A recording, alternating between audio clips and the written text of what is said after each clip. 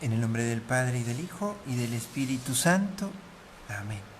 Ven, Espíritu Santo, llena los corazones de tus fieles y enciende en ellos el fuego de tu amor. Envía tu Espíritu, Señor, y todo será recreado, y renovarás la faz de la tierra. Oremos.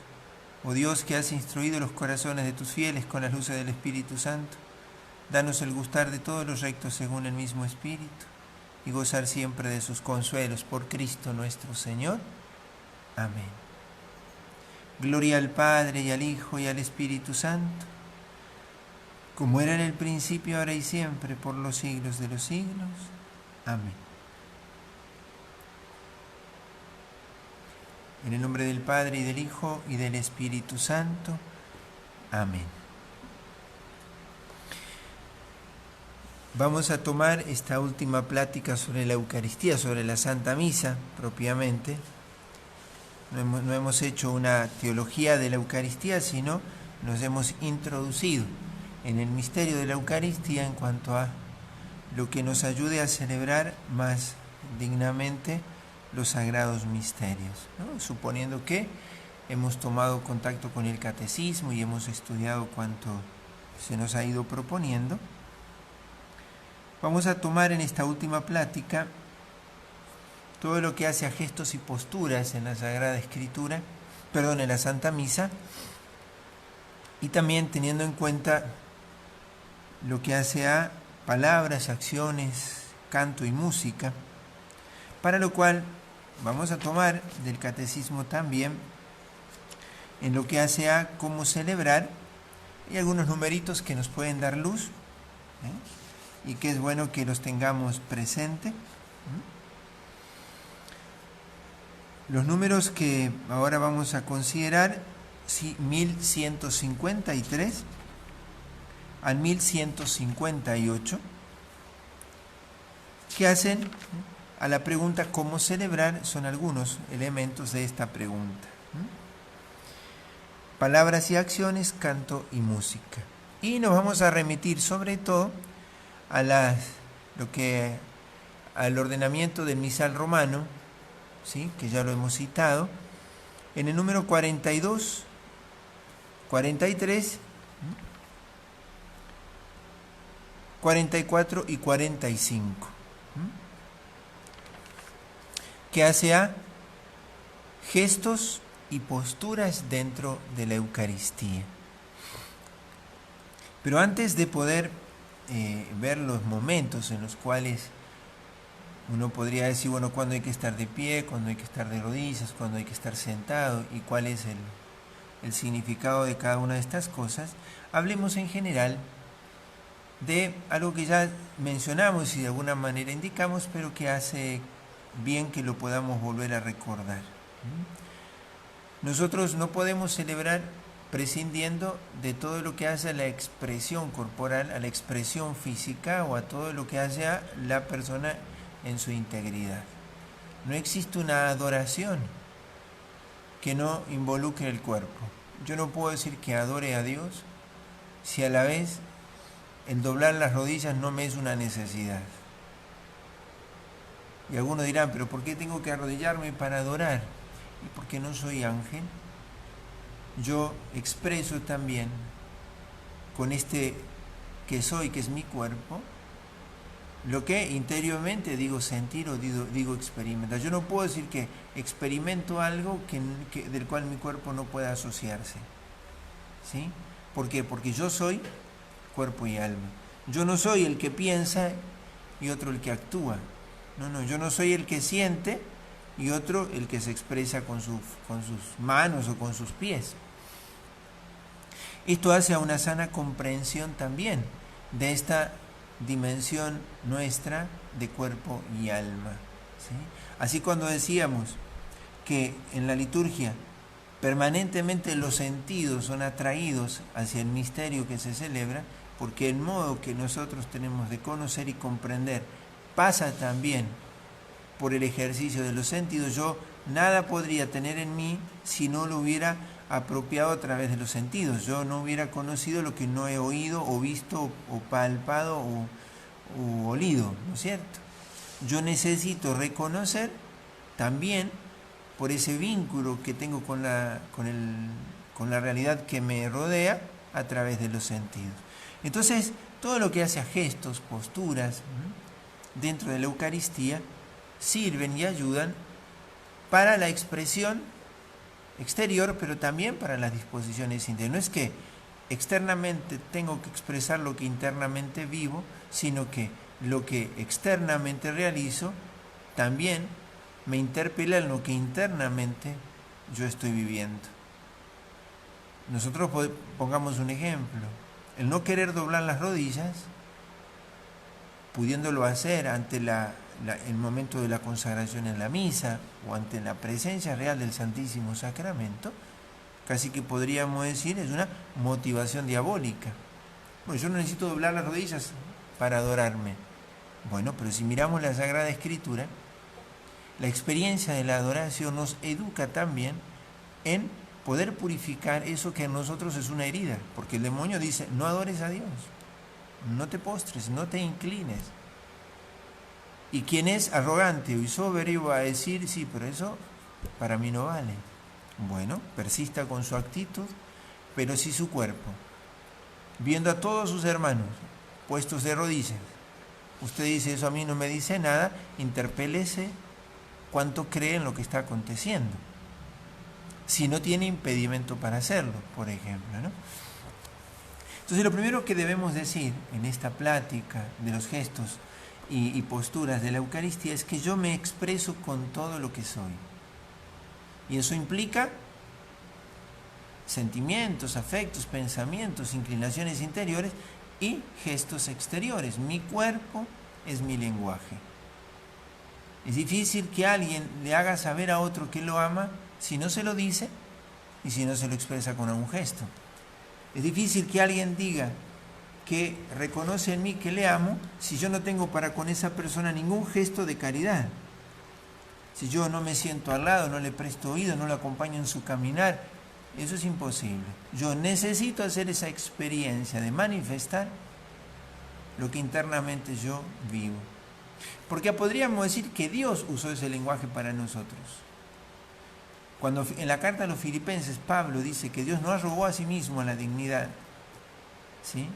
El Verbo de Dios descendió, se hizo pequeño, murió en la cruz.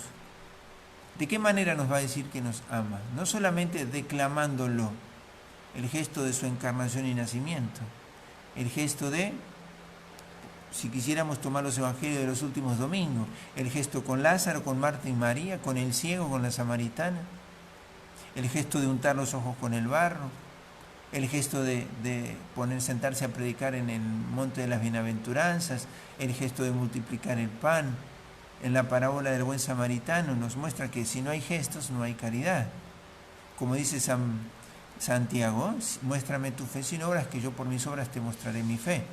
Lo mismo debemos decir de la caridad. Poco ama a Dios quien dice amarlo, pero no ama al que tiene al lado. ¿Y de qué manera amamos al que tenemos al lado? Con gestos. Entonces no hay que subestimar el valor de los gestos, ¿sí? Y de las posturas en la celebración eucarística. Lo otro, los gestos también son una ocasión para unificar los corazones. Los corazones, si nosotros miramos en el libro de los Hechos de los Apóstoles, y vamos a dar una cita, vamos a leer cómo describe el libro de los Hechos de los Apóstoles, escrito por Lucas, cómo la oración era, y quiero que lo escuchen, a una sola alma y con un solo corazón. Una vez en libertad, los apóstoles habían estado presos, Juan y Pedro, ¿no? Puestos en libertad. Una vez en libertad, los apóstoles regresaron a donde estaban sus hermanos y les contaron todo lo que les había dicho los sumos sacerdotes y los ancianos. Al oírlos, todos levantaron la voz y oraron a Dios unánimemente. Y entonces, esa expresión de la oración que termina así. Cuando terminaron de orar, tembló el lugar donde estaban reunidos. Todos quedaron llenos del Espíritu Santo y anunciaban decididamente la palabra de Dios. Estoy en Hechos de los Apóstoles 4, versículos 23 y 24, versículo 31 y 32. Dice el versículo 32, la multitud de los creyentes tenía un solo corazón y una sola alma. Nadie consideraba sus bienes como propios, sino que todo era común entre ellos. Oraban con un solo corazón y una sola alma, unánimemente. Eso quiere decir que eso se expresa también externamente. Los gestos han de ser comunes. Ya vamos a ver en qué momento de pie, de rodillas, pero lo importante es que expresemos externamente lo que internamente nosotros estamos viviendo. Entonces, por un lado es una expresión de lo que internamente vivo. O también decimos que externamente eso interpela lo que internamente estoy queriendo vivir o me resisto a vivir. Todos están puestos de rodillas y yo no quiero doblar mis rodillas. Todos se han puesto de pie para escuchar el Evangelio y yo no quiero ponerme de pie. Entonces me interpela también el gesto. Pero por otro lado, es una expresión también de la comunión en la celebración litúrgica, en la asamblea, donde no se toma el criterio de lo que a uno le guste, no, sino aquello que la Iglesia prevé, dispone y permite. En eso también nosotros expresamos el sentir con la Iglesia en la celebración litúrgica, porque aunamos, unificamos nuestros gestos. Dicho esto, vamos en el número 42 al 45 del misal romano,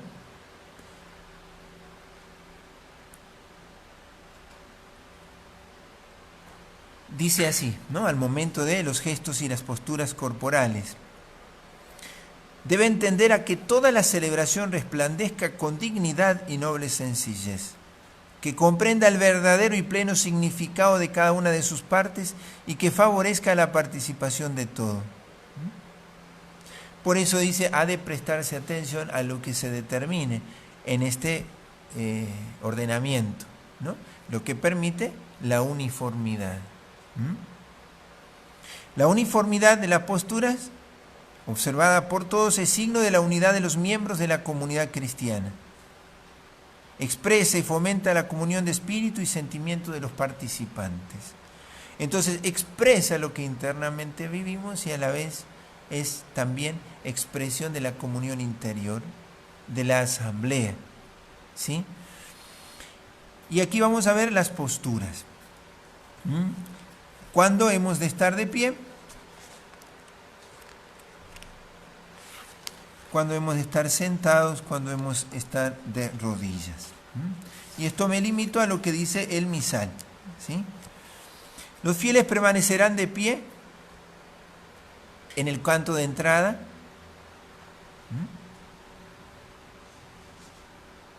hasta la oración colecta. Vamos a decir algo, después hay otros momentos, pero vamos a ir diciendo algo ya que nos permite ir comprendiendo esos estar de pie, ¿no? ¿Qué significa la postura de estar de pie? El estar de pie es la postura propia del resucitado, ¿sí? Es el que está de camino. Es la actitud del que está disponible para partir ya. Y acompaña entonces tanto este entrar del sacerdote, ¿sí?, y toda esta disposición de la asamblea a comenzar la celebración del santo sacrificio. En la comunión, cuando todos puestos de pie, emprendemos el camino para acercarnos a la mesa para la comida, la fila de la comunión ha de formarse antes de que el sacerdote descienda del presbiterio. ¿Por qué? Porque es el sacerdote, es Cristo quien le sale al encuentro a su pueblo. Por eso, todos de pie, vamos a ver el significado después del canto también, unificar nuestra voz en el canto procesional. De pie, estábamos de pie, nos ponemos en la fila y emprendemos el camino hacia el altar.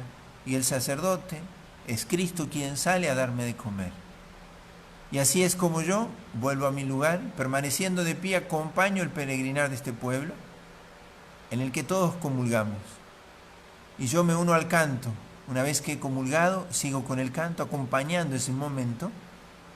Es cierto, uno diría, pero es un momento de mucha intimidad, es un momento de mucha intimidad también para la comunidad, que se ve alimentada y forjada y fortalecida en aquel momento. ¿Por qué? Porque la Eucaristía llega a un culmen muy grande, es el culmen de la comunión. El pueblo recibe el alimento.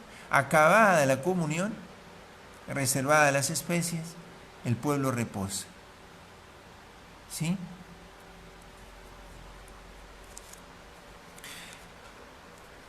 ¿Cuándo más ha de estar de pie? Durante el canto del Aleluya, en el caso que fuera Cuaresma, obviamente, o el canto que le preceda al Evangelio, o durante la proclamación del Evangelio, o sea, antes del Evangelio, durante el Evangelio, y posterior a la homilía, en las preces, en la profesión de fe y en la oración universal.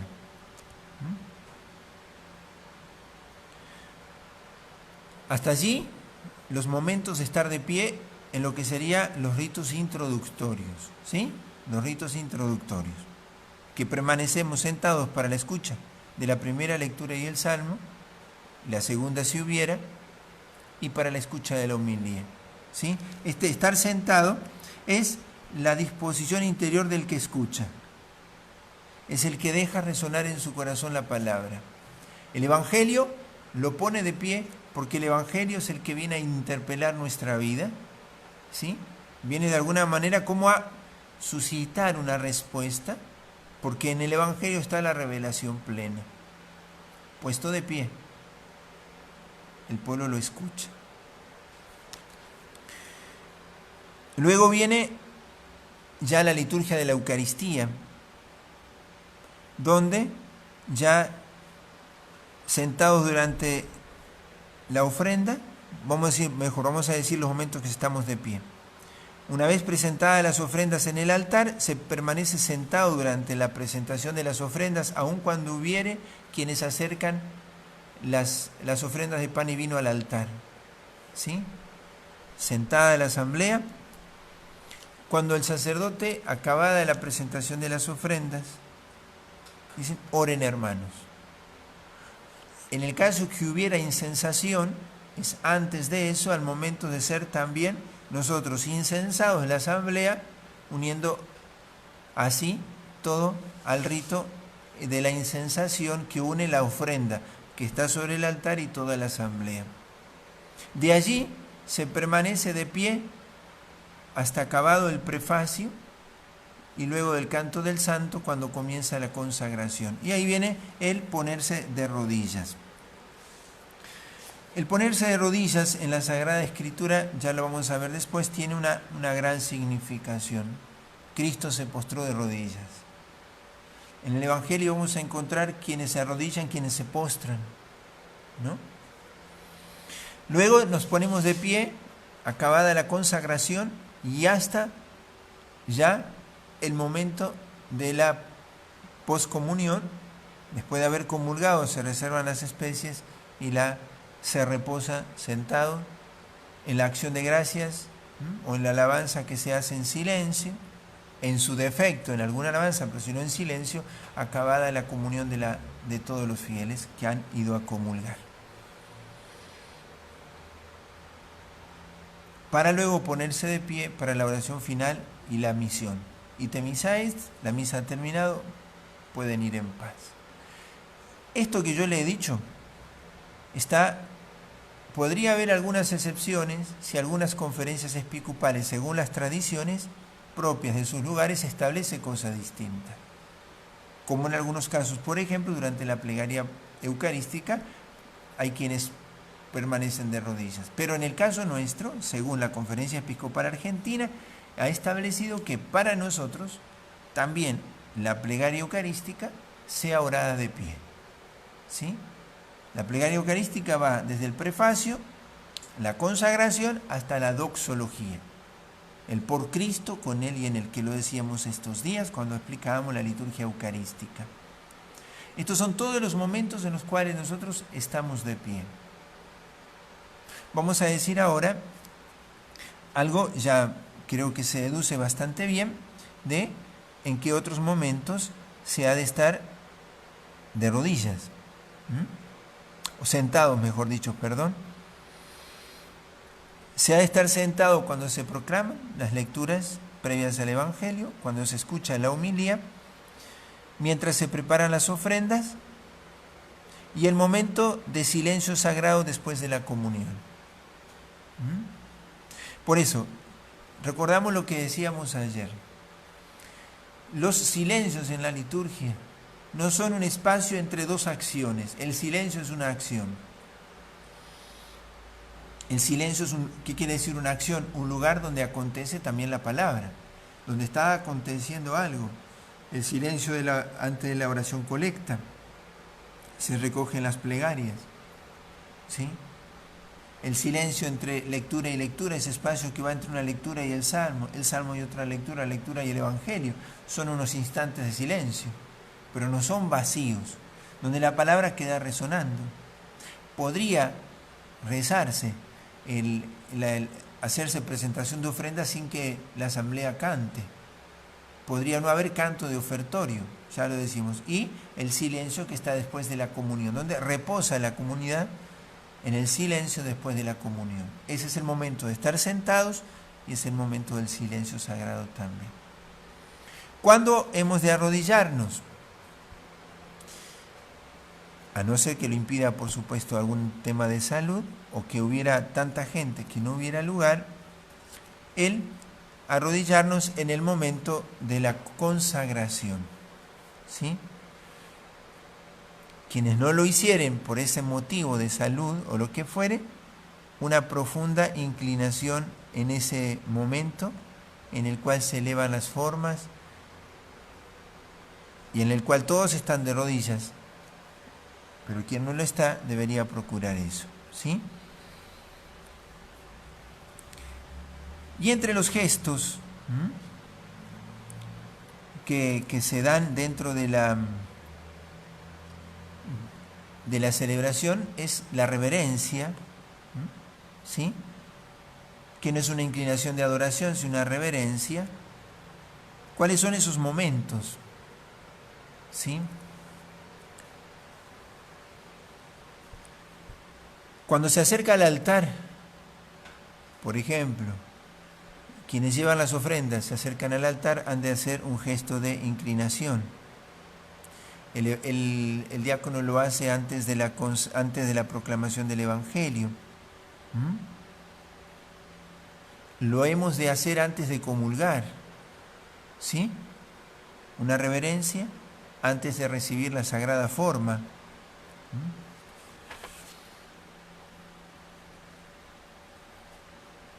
Lo han de hacer los ministros que suben al presbiterio para la proclamación de la palabra, una reverencia también hacia el ministro ordenado, que es el que preside la asamblea. Así lo mismo cuando se retira de hacer ese servicio, ese ministerio. Y ya dijimos recién lo del silencio, a lo que hay que agregarle el previo y el posterior a la celebración misma. No es tanto lo que, no es tan difícil recordar estas posturas y en qué momento lo tenemos como práctica, pero tener en cuenta el sentido de esto. Es una disposición interior y es una comunión también en los gestos de todos aquellos que celebramos la Eucaristía. Vamos a decir rápidamente algunos sentidos que nos ayudan a comprender el valor y por qué hemos de hacerlo con sumo cuidado. Nosotros vivimos en una sociedad que relativiza muchas de estas cosas, relativiza todo lo que hace al culto. En cuanto ven, por ejemplo, un ornamento sagrado bien cuidado, preparado para la celebración litúrgica, y ya dicen ahí riqueza despilfarrada, ¿por qué no se lo vende y se lo da a los pobres? Ya ven un vaso sagrado, ahí tienen todas las cosas de oro. Es lo que dice aquel que mira las cosas con una mirada muy del mundo. Detracta todas las cosas que su pobre corazón no alcanza a percibir. cuando detracta la piedad sencilla de aquel que junta sus manos para orar, que se postra con reverencia, que se recoge al momento de hacer un acto de oración o de adoración. Burlan y detractan a aquel que se muestra piadoso, cuidadoso con las cosas de Dios, que procura para Dios las cosas más bellas, lo mejor que puede darle. Y esto tenemos que estar advertidos, porque también hay cristianos que caemos en esta trampa de detractar la piedad sencilla, de también ridiculizar, ¿sí?, o desvalorizar a aquellos que tienen estos gestos y estos modos de orar y estos modos de expresar la conciencia del valor de lo sagrado, también cuidando la belleza y la mayor sublimidad que se puede dar a los ornamentos, a los lugares, a los gestos, a la oración. Externamente expresamos lo que internamente vivimos. Si ante Dios yo no me conmuevo, es muy probable que mi fe sea muy débil. Paso delante del sagrario y nada. Paso delante de una iglesia y ya ni siquiera me hago la señal de la cruz. Entro al templo y ni siquiera me arrodillo. Cuidado con esto. De que ya no me interese. De que yo ya no cuide las delicadezas con el Dios que está allí, ante quien los ángeles se postran en el cielo, se adoran. Si nosotros lo adoran, nosotros miramos el Apocalipsis, vemos cuántas veces el trono del cielo, en el trono del cielo Dios es adorado por los ancianos, se escuchan cánticos de adoración. Por eso esta advertencia, cuidado con el relativismo. Eso es para los que quieren mostrarse.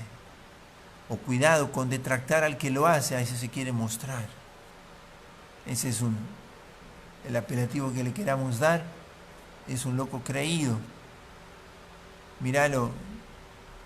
¿Por qué? Porque a él hacerlo le da vergüenza. Le da vergüenza postrarse con las dos rodillas, si quiere adorar al Señor con las dos rodillas. Si quiere juntar sus manos para orar. Si quiere recibir al Señor con profunda devoción, juntando sus manos con una profunda reverencia.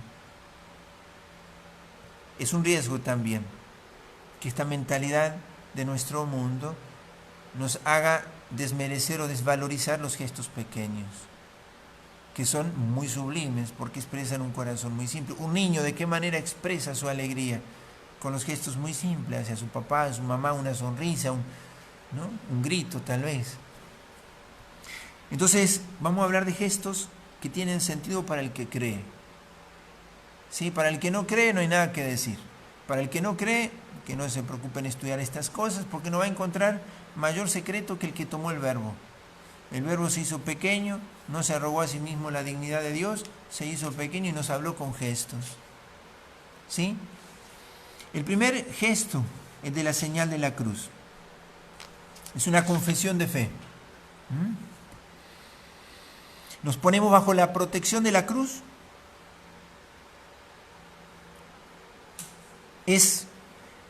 Lo ponemos ante nosotros como un escudo. ¿Sí? En la cruz el Señor venció a nuestros enemigos. Pero a la vez es una invocación a la Trinidad. Por eso es una confesión de fe del Dios en el que nosotros creemos. Padre, Hijo y Espíritu Santo.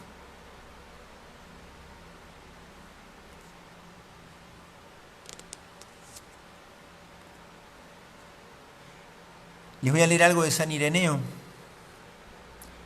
muerto en el año 200, hablando de la cruz y de la señal de la cruz. Y tener en cuenta que hacer la señal de la cruz al comienzo significaba ser discípulo de alguien que había sido humillado, despojado de toda gloria, dignidad y honor. Los primeros cristianos eran burlados porque adoraban a un Dios que había muerto crucificado. Dice San Ireneo: el crucificado es él mismo la palabra de Dios omnipotente, que con su presencia invisible penetra nuestro universo y por eso abarca todo el mundo, su anchura y longitud, su altura y profundidad. Pues a través de la palabra de Dios todas las cosas reciben su orden y el Hijo de Dios está crucificado en ellas, pues está en forma de cruz impreso en todas ellas. San Agustín también decía esto. San Agustín dice, ve representadas en el texto bíblico las dimensiones de la vida humana, en el sentido de la cruz que extiende un palo vertical y un horizontal, en referencia a la figura de Cristo crucificado, cuyos brazos abarcan el mundo, cuyo camino llega hasta los abismos del infierno y hasta las mismas alturas de Dios. Entonces cada acto de fe, cada señal de la cruz es un acto de fe, es un escudo que yo me coloco, es una confesión de fe en el Dios en el que yo creo, pero a su vez confieso que toda la creación está abrazada en ella. Dios extiende los brazos, entra en la profundidad del abismo y nos indica el camino del cielo.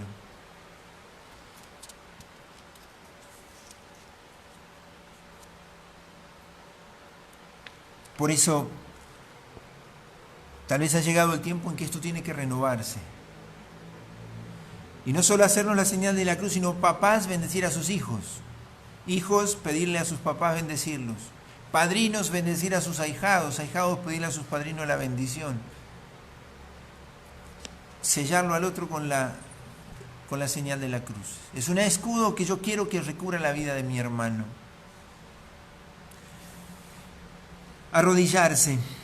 Y aquí donde decíamos hoy, hay en la Sagrada Escritura sí algunos elementos que nos ayudan a poderlo valorar, ¿no?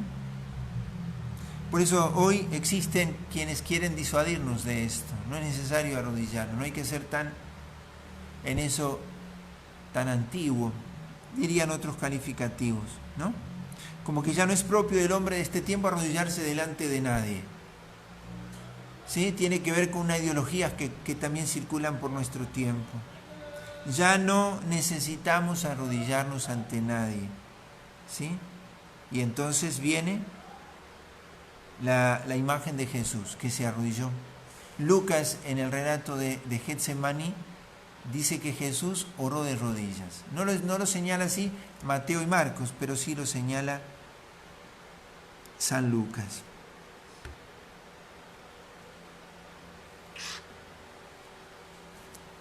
En la Sagrada Escritura aparecen 3 modos de postrarse en este arrodillarse.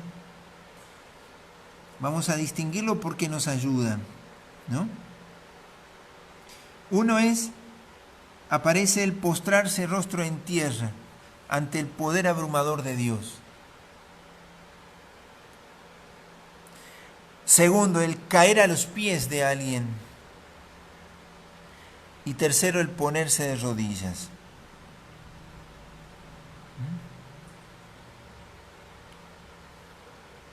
En el Evangelio de Mateo 26:39 y Marcos 14:35 aparece Jesús postrado y cae en rostro en tierra. Esa es la oración de Getsemaní. Lucas en 22:41 lo va a poner a Jesús orando de rodillas.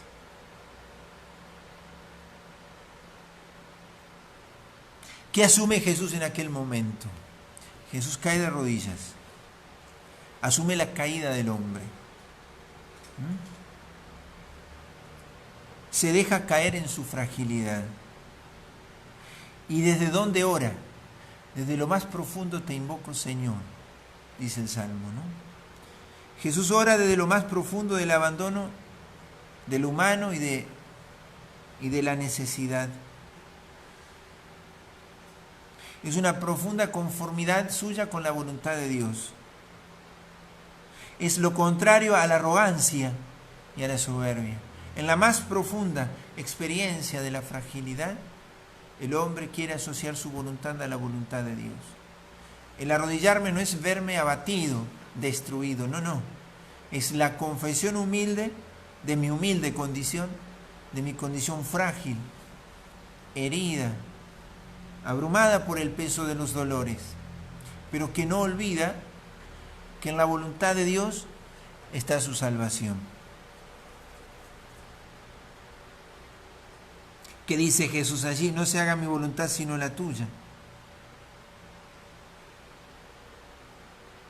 La voluntad de Dios no es algo, y aquí Jesús nos lo muestra, que viene a aniquilarnos. Al contrario, la voluntad de Dios es lo que puede salvarnos de esos momentos de profunda aflicción.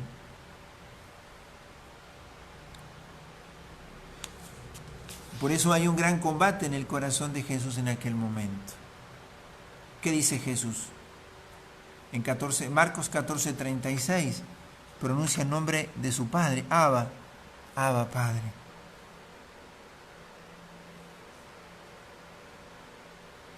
Entonces postrarnos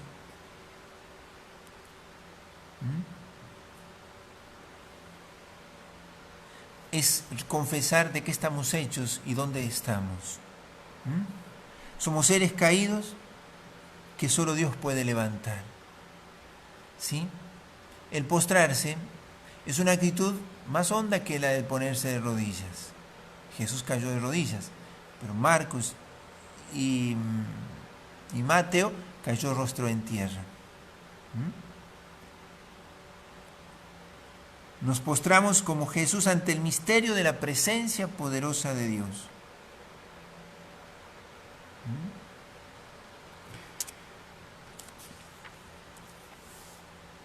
El echarse a los pies, que decíamos recién, o el caer a los pies, les voy a dar unas citas. Marcos 1:40, Marcos 10:17, Mateo 17:14 y Mateo 27:29. La primera cita, Marcos 1:40, recuerda al leproso que allí puesto de rodillas dice: Señor, si quieres puedes purificarme, puedes limpiarme.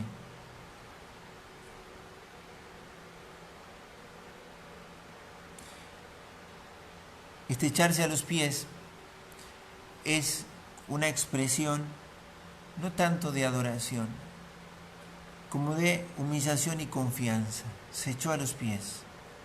Santa Teresa va a usar una imagen que no es esta exactamente, pero ayuda. Ella dice que en la oración hemos de volcar nuestra alma, hemos como de postrar nuestra alma en su presencia. Y es una humilde confesión de que todo lo puede Él en mí si yo se lo dejo. Echarse a los pies es saber dónde yo puedo volcar mi pena, mi necesidad, mi orfandad, mi vacío, mi pobreza. Echarse a los pies.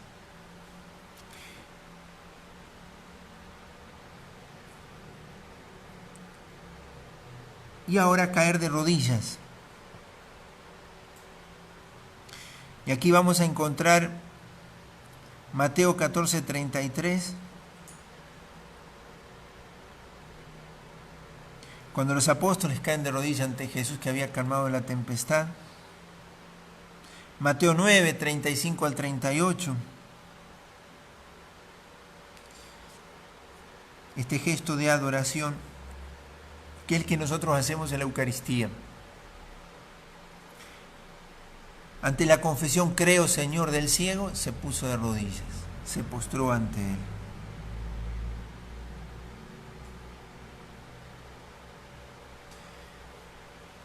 Por eso esta necesidad de arrodillarnos. Y aquí hay que hacer una distinción con respecto a posturas que aparecen también en ritos, prácticas orientales de oración, entre comillas, prácticas espiritualistas orientales, donde también usan estas posturas de meditación, de estar entre arrodillados y sentados, reposando, como sería para nosotros estar sentado o arrodillado, es una mezcla de estas posturas.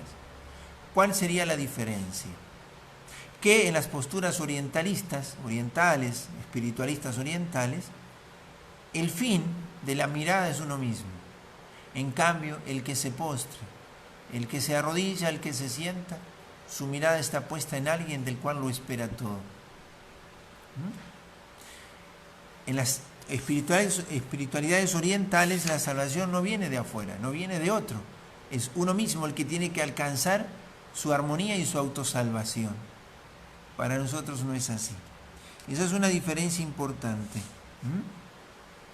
Que para nosotros es la mirada del corazón de todas estas posturas. No soy yo el fin, sino que lo es Dios.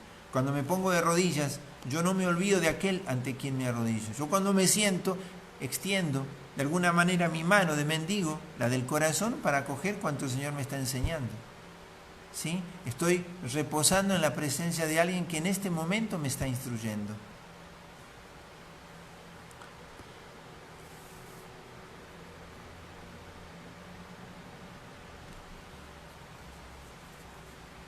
Y en esto cito a un padre del desierto con respecto a esto, a la incapacidad de arrodillarse. Dice Abad Apolón, un padre del desierto, dice: la incapacidad de arrodillarse es la esencia misma de lo diabólico.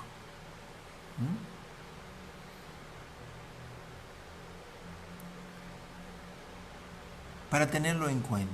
Nosotros no nos arrodillamos sino delante del Señor. Pero porque tenemos la esperanza y la confianza en Él, no porque Él sintamos que nos aplasta. Cuando Jesús cae de rodillas u ora rostro en tierra, no está aplastado, siente el peso del pecado que cae sobre su corazón. Pero eso lo puede soportar porque es Dios y porque su voluntad humana se asocia a la voluntad divina. Es la voluntad de Dios en la que Él espera, la de su Padre. Él asocia la suya a la de su Padre.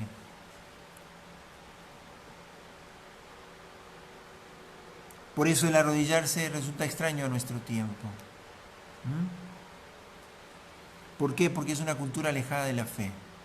Muchas veces las señales de la cruz, muchos la van escondiendo al momento de pasar delante de un templo o en una reunión cuando se van a bendecir los alimentos o ante una presencia de una imagen religiosa. Lo mismo que el arrodillarse. ¿Sí? En celebraciones públicas lo vemos en nuestras propias celebraciones multitudinarias, la fiesta patronal, aun cuando estemos en la calle, no todos se arrodillan. Nos cuesta. ¿Por qué? Porque vivimos en una cultura que no tiene fe.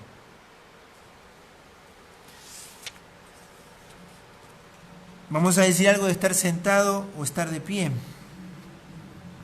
¿Cuál es la oración propia de oración de los cristianos? Lo era desde el comienzo. En estar de pie. ¿Por qué? Porque es la forma pascual de orar. Los primeros cristianos en los primeros siglos oraban de pie mirando hacia el oriente, porque en el oriente estaba representado el Jesús glorioso que volvería, el que está viniendo. Orar de pie, repitiendo esto: Maranatá, ven Señor Jesús. Por eso, acabada la consagración y el sacerdote dice: este es el misterio de la fe, inmediatamente han de ponerse de pie los fieles.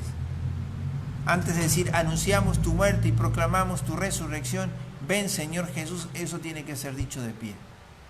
¿Sí? Es una oración pascual. Estando de pie nos sabemos unidos a la victoria de Cristo. Cuando escuchamos el Evangelio, nos ponemos de pie, es la palabra de Dios la que de pronto nos despierta, nos levanta, nos recrea.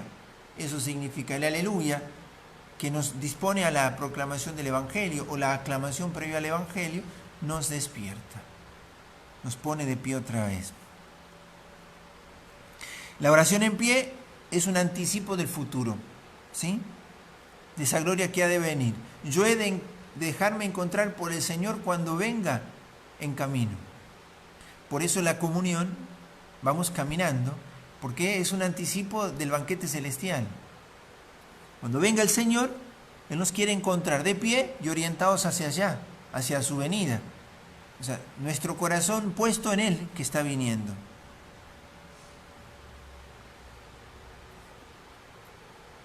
Pero como nosotros estamos en este antesala entre el ya vino y el está por venir, y el está viniendo, ¿sí?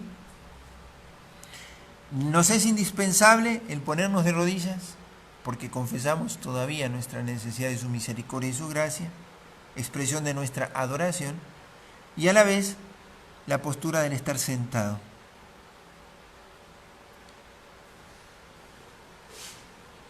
Porque seguimos siendo discípulos suyos, seguimos siendo instruidos por Él.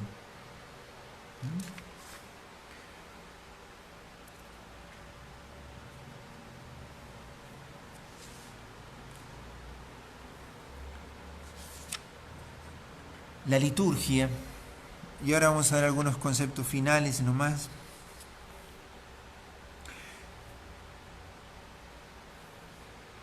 Dice referencia a Dios, ¿no? La liturgia atraerá a los hombres de nuestro tiempo en la medida en que la liturgia ayude a los hombres a mirar a Dios.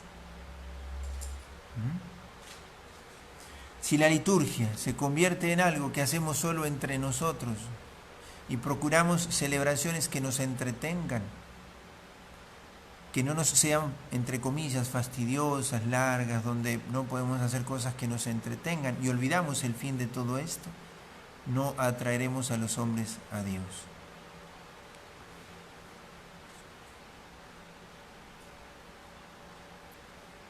Porque en la liturgia acontece algo que es único y que no pasa por los gustos o la administración de nuestros pareceres o criterios. La Iglesia es la que me educa en cómo yo he de poder celebrar provechosamente. La liturgia no la tenemos que hacer como a nosotros nos gusta. Tenemos que dejar que la Iglesia peregrina unida a la Iglesia triunfante, me enseñe a celebrar, me introduzca en el misterio que celebro. Las posturas, juntar las manos, tiene una significación muy singular. Decimos, es un modo de presentarle al Señor nuestras peticiones y que confiamos en Él, pero sobre todo juntar las manos, es ponerla entre las manos de Dios y confiarle nuestra vida. ¿Por qué no he de estar de cualquier manera en el rito? ¿Por qué no es un modo de estar con las manos cruzadas o en el bolsillo? Porque no soy espectador. He de estar sobre todo, de ser posible, con las manos recogidas. O de tal manera que las manos no sean un distractivo ni para mí ni para otros. Pero comprender que juntar mis manos en la celebración es estar diciéndole al Señor que estoy dispuesto a dejarme conducir por Él. Él es mi pastor, yo me dejo conducir. Yo soy su discípulo, yo me dejo instruir. Juntar las manos, procurar participar de todo lo que se realiza con la clara conciencia de que la liturgia tiene una doble finalidad, la gloria de Dios y la edificación de las almas, elevar las almas a Dios. La liturgia no tiene una finalidad de entretenimiento, no existen misas para niños, para jóvenes, no, existe la Eucaristía que se celebrará con jóvenes, con niños, con lo que fuere. Por eso la liturgia siempre ha de cuidarse, la liturgia eucarística, así como la Iglesia prevé que nosotros lo celebremos. Entonces, en esto entra lo de la música, y con esto vamos a terminar.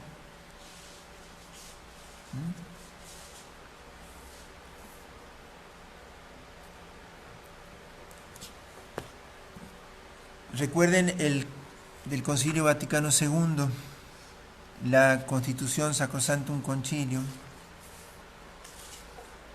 que es sobre la liturgia, establece lo que ha de tenerse en cuenta para la liturgia en lo que hace a la música sagrada. El capítulo 4 es, ¿no? Y señala la función ministerial de la música sagrada en el servicio del culto divino.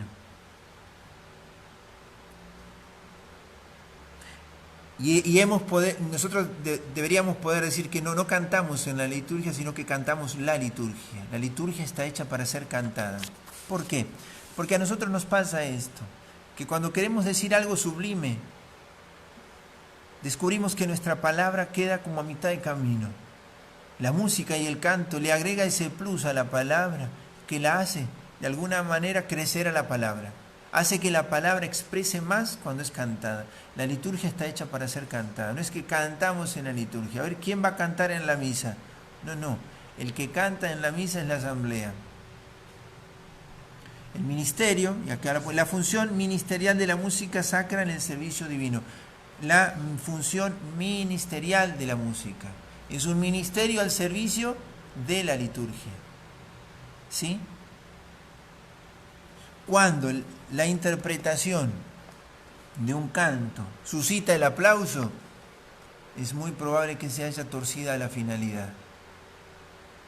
porque la interpretación de un canto no es para halagar los oídos o para despertar la admiración, porque en ese caso nos estaríamos alabando entre nosotros.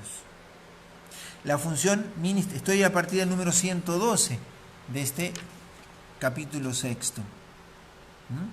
La función ministerial de la música en el servicio litúrgico, en el servicio divino, que ustedes lo tienen en los números del catecismo que ya les di también. ¿Sí? ¿Cuál es la doble finalidad de la música sacra en la liturgia? La gloria de Dios y la santificación de los fieles.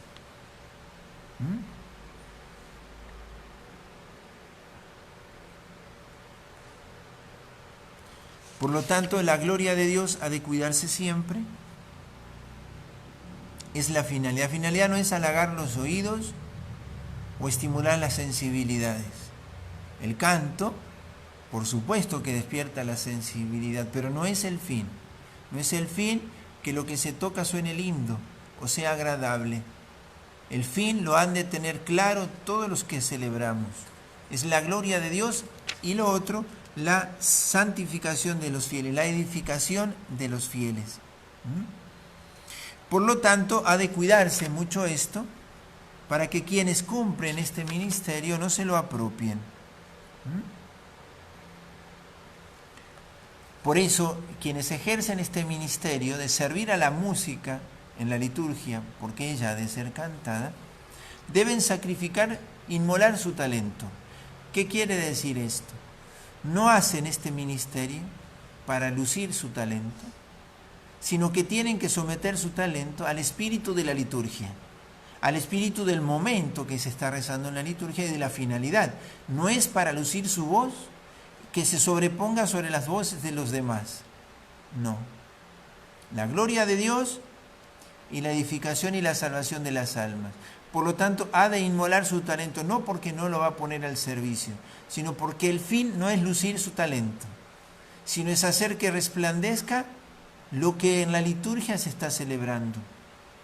Y recordar de este documento cómo han de ser elegidos los textos que se han de cantar. Los textos destinados, estoy en el número 121 de la Sacrosanctum Concilium o en el 1158 del Catecismo. Los textos destinados al canto sagrado deben estar de acuerdo con la doctrina católica.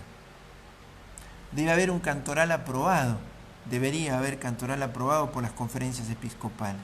Más aún, deben tomarse principalmente de las Sagradas Escrituras y de las fuentes litúrgicas. Y han de ser compuestos para la Sagrada Liturgia. Cuando son para la Eucaristía, deben ser compuestos, no trasladar ritmos del mundo para incorporarlos a la liturgia.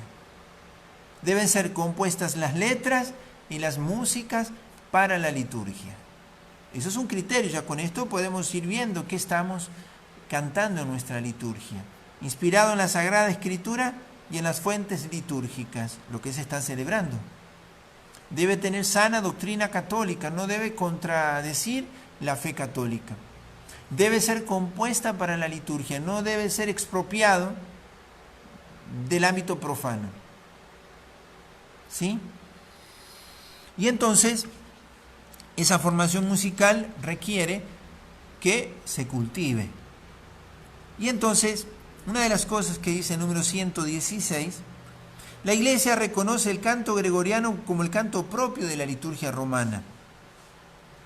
En igual de circunstancias hay que darle el primer lugar en las acciones litúrgicas, el canto gregoriano, número 116 de la Sacrosanctum Concilium. Y a su vez, en el número 118, y esto no descarta lo demás, porque señala la polifonía, por ejemplo, todo que es música sacra, foméntese con empeño el canto religioso popular, de modo que en los ejercicios piadosos y sagrados y en las mismas acciones litúrgicas, de acuerdo con las normas y prescripciones de las rúbricas, resuenen las voces de los fieles. Atendiendo a los criterios para la selección de una música litúrgica, el único modo no es el gregoriano, pero prima por sobre los demás sin excluir a los otros. Y ese es el equilibrio.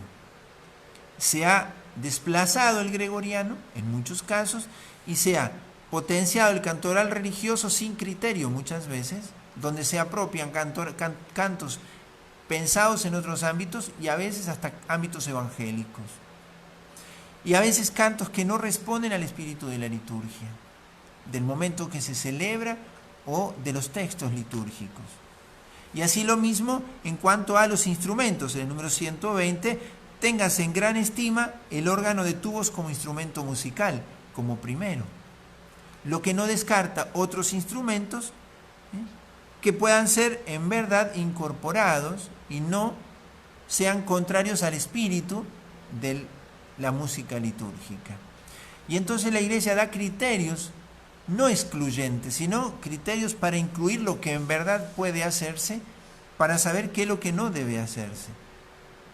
¿Por qué? Porque el lenguaje de la liturgia es el lenguaje de la Iglesia, no de un grupito, no de lo que nos gusta cantar a nosotros.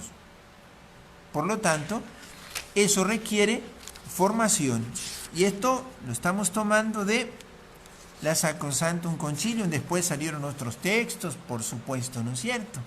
La Musicam Sacram es un motu propio que sale inmediatamente después, que da más mayores que motu propio, Musicam Sacram, donde aparecen criterios más específicos. Pero como no es nuestro tema aquí, sino que queríamos decir algo de la música, algunos criterios. La liturgia es para cantar, no es que cantamos en la liturgia. La asamblea es la que debe cantar. Debe dar gloria a Dios y edificar a las almas el canto. La música debe responder a la letra, al espíritu del momento celebrado. Prima la música gregoriana, prima el órgano. ¿Es excluyente? No, pero hemos de darle su lugar. Al igual que ya sea en el canto, como así también en el aprendizaje de la lengua latina. Número 54 de la Sacrosanctum Concilium dice: en las misas celebradas con asistencia del pueblo puede darse el lugar debido a la lengua vernácula, la lengua propia nuestra, ¿no es cierto?, la de cada uno, ¿sí? Pero procúrese, sin embargo, que los fieles sean capaces también de recitar o cantar juntos en latín las partes del ordinario de la misa que les corresponde.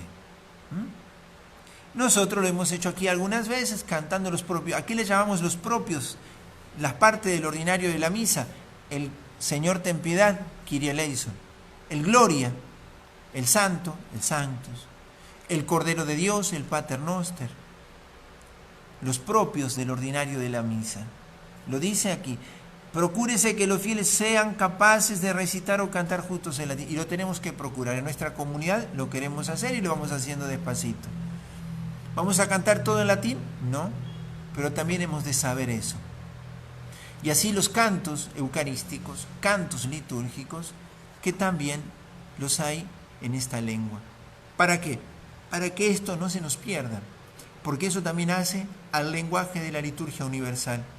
Poder rezar el Pater Noster en latín, aquí y en cualquier parte del mundo, también hace al sentido católico de la liturgia nuestra.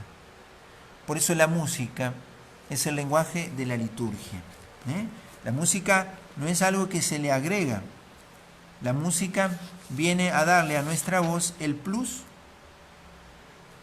que nuestra voz no alcanza a tener al momento de decir todo lo que quiere decir. Y por eso nosotros lo celebramos procurando que nuestras celebraciones sean cantadas cuanto más se pueda. A veces con el límite de quienes no sabemos cantar tanto, pero se puede ir aprendiendo. Y así también la liturgia, la belleza en la liturgia, reconcilia la creación con Dios. Si nosotros vemos las producciones culturales o musicales de nuestro siglo, motivadas por el espíritu del mundo, vamos a descubrir mucha fealdad, denigración de la persona humana, desprecio de Dios y de su obra, violencia. ¿Por qué? Porque hay adoración a un Dios que no es el verdadero. En cambio, ¿por qué ha de ser bella nuestra celebración? ¿Por qué han de ser uniformes nuestros gestos? ¿Por qué han de ser delicados nuestros modos de acomodar el lugar sagrado, la vestimenta, como ya hemos dicho, el canto, la música, el incienso, las luces, el espacio sagrado? Porque nuestro Dios es un Dios bello. ¿Por qué no debemos ir vestidos como iríamos vestidos caminando a la costanera? Porque nuestro Dios merece que nosotros también nos vistamos para estar con Él, nos preparemos para adorarlo, en el canto, en la voz, en las posturas. Con esto terminamos rápidamente lo que hemos querido dar de la Santa Misa. Lo mismo, quien pueda tener de esto alguna duda o quisiera leer algo más, lo pregunta. Hemos dado los números del Catecismo, Sacrosanctum Concilium, léanlo, lean el Catecismo. Acá no es el gusto de un padre o de otro padre. La liturgia no es mía ni de otro. La liturgia es de la Iglesia. Y todos tenemos derecho a que la liturgia que se celebre sea la liturgia de la Iglesia. La Santa Misa que celebramos ha de ser la misa que la Iglesia pide que se celebre. Y así hemos de cuidarla. Por eso, con este espíritu también de redescubrir el valor de nuestra celebración eucarística, en estos días en que muchos de ustedes no están yendo, casi nadie está yendo a Eucaristía, introducirnos en esto. Leer este documento. Les voy a recomendar otro documento de Benedicto XVI, Sacramentum Caritatis. Sacramentum Caritatis. Eclesia de Eucaristía de Juan Pablo II. Eclesia de Eucaristía de Juan Pablo II. También de Juan Pablo II, Mane Noviscum Domine. Mano Noviscum Domine. Mano Noviscum Domine de Juan Pablo II. Vuelvo a repetir, Sacramentum Caritatis. Sobre la Santa Misa de Benedicto XVI, una síntesis muy bella de todo esto. Eclesia de Eucaristía de Juan Pablo II. Y de Juan Pablo II, Mane Noviscum Domine. Mane Noviscum Domine de Juan Pablo II. Y de Pablo VI les recomiendo Mysterium Fidei, el capítulo sobre la adoración eucarística. Lo íbamos a dar, pero no tenemos más tiempo. Mysterium Fidei de Pablo VI, el capítulo sobre la adoración eucarística. En esos 4 textos eucarísticos van a encontrar una riqueza muy grande para seguir valorando. Todos los años uno debería leer algo sí sobre la Eucaristía. Después hay libros también, pero quedémonos con los textos del Magisterio. Todos los años uno debería leer un documento así sobre la Eucaristía para refrescarse en eso. Le pedimos a la Virgen que nos enseñe a celebrar dignamente los sagrados misterios, de los que ella es parte, los que ella acunó en su corazón y en su vientre, los misterios que nos dieron vida, porque ella también se asoció a ese misterio con su sí en la Anunciación. Bajo tu amparo nos acogemos, Santa Madre de Dios. No desprecies las oraciones que te dirigimos en nuestras necesidades. Ante bien, líbranos de todo peligro, oh Virgen gloriosa y bendita. Amén. Gloria al Padre, y al Hijo, y al Espíritu Santo, como era en el principio, ahora y siempre, por los siglos de los siglos. Amén. Santo cura Brochero, ruega por nosotros. En el nombre del Padre, y del Hijo, y del Espíritu Santo. Amén. El Señor nos bendiga.